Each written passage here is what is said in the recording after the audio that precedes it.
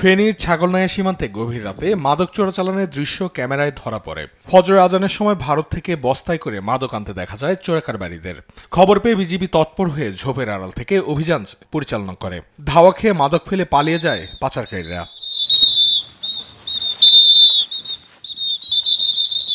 প্রতিনিয়ত এমন অভিযান চালিয়ে সীমান্তে মাদক ঠেকাতে নিরন্তর কাজ করছে বিজিবি। নানান প্রতিকূলতার মধ্য দিয়েও দেশপ্রেমে উজ্জীবিত হয়ে তারা পাহারা দিচ্ছে সীমান্ত।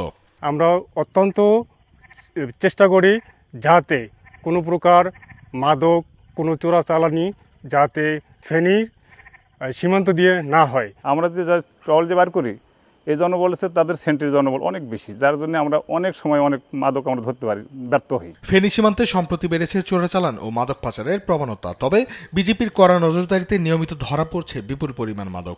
স্থানীয়দের অভিযোগ, ক্যারিয়ার আটক হলেও মূল হোতারা রয়ে যাচ্ছে ধরাছোঁয়ার বাইরে। মাদক বলেন বা বিভিন্ন আইটেম যেটাই নামে না কেন, ওনারা আমাদের টহল বৃদ্ধি করার কারণে মোটামুটি এখন নাই। মাদক ও চোরাচালান রোধে চলমান অভিযান, গোয়েন্দা তৎপরতা, অভিযানী কার্যক্রম আরও জোরদার করা হয়েছে।